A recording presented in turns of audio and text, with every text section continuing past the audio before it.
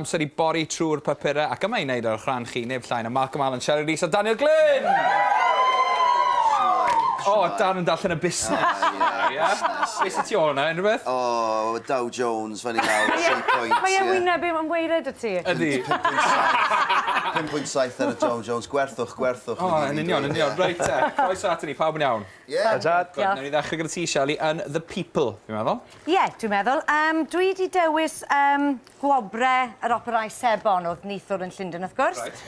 EastEnders yn fuddigol yn ennill 10 gong. Ie, noswaith llwyddiannus iawn EastEnders. Gan gymryd pethau fel yr actor orau, yr actores orau I Lacey Turner sydd yn wario Stacey Brannan, wrth gwrs, sydd yn gadael diwedd y flwyddyn.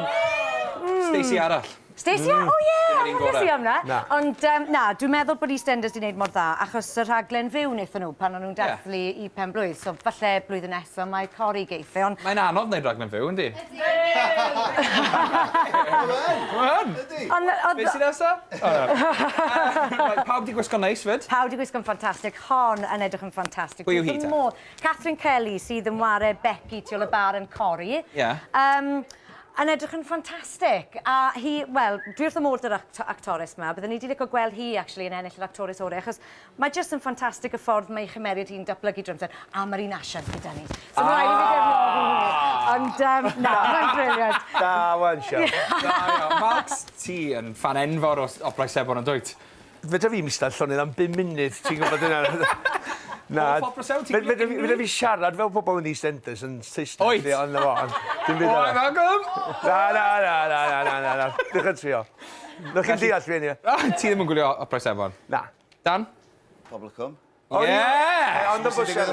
Mae'n amser isio neu Cymru Tesger I, a mae hi'n teimlo'n hyderus iawn. Yn anffodus, dwi'n mynd pasio. Pan mae'n dod o'r pentre, mae hi mewn tymer gwael. O!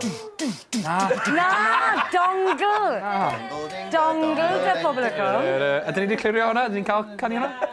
Os I fi'n canu fe, dwi'n mynd cyfri achos mae'n Mars o Dews yma rai. Oce, reit, newn ni symud ymlaen I ti, Malcolm Allen. Pêl droedwyr yn bod yn neis? Wel, ia, Bellamy yn fan hyn, di mynd I staff feddygol sydd dechrau o fod, nhw sydd wedi rapio efo ni'n Cotton Wool tymor yma, herwydd ei anafiadau I gyd.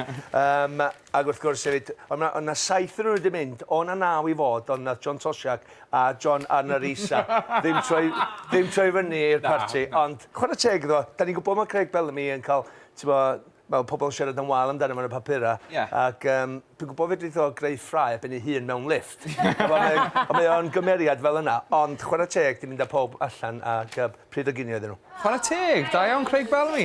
Rhaid fi sôn hefyd, am un dyn sy'n gwneud penderfyniad dwi'n yn deall I ddeud y gwir. Daniel Glyn? Wel, mae'n gwneud llawer un penderfyniad. 1.5 wrth gwrs. Penderfyniad Frank Lampard yn y papur yma'n hyn.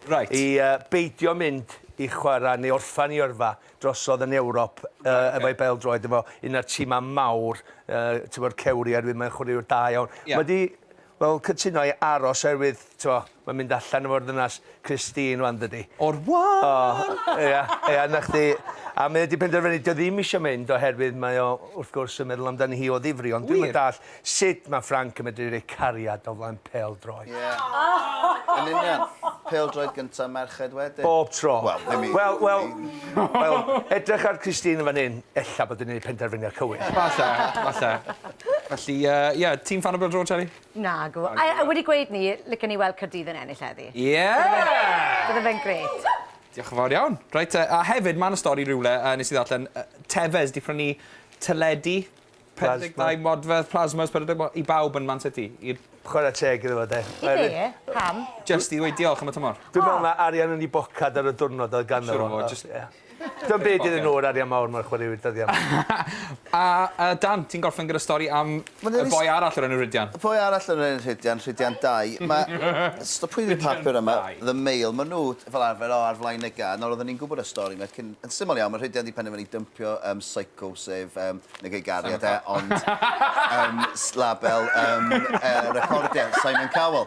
Ac maen nhw wedi gorffen efo'i gariad hefyd, achos oedd ddim yn barod I gael plant eto. Ond wedi dympio label. peth yw, cofio pan Adam Jones, cofio pan oedd e fan hyn rhyw 7 wythnos yn ôl, Ie. oedden ni'n cael chat, oedd e'n gofyn sy'n mae pethau mynd, oedd efo'r entourage enw, Ie. sy'n mae pethau mynd, a sy'n rhaid bod ti'n dwlu gweithio, wel, fi'n dwlu canu, fi ddim yn dwlu gweithio, mae hwnna'n ridiculous.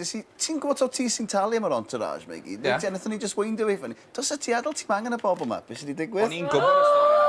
Ni nath weid wrtho fe. Ti yw'r olwg newydd. No, ring i fi, Ond allan gael slot i ti ar Mae e hefyd i bod yn neud rhywbeth arall, ydy? Do, ydw i'n cael dangos y llun Oes. yma? Ei, Dave, fi'n gwybod bod ti eisiau dod yn agos y llun yma.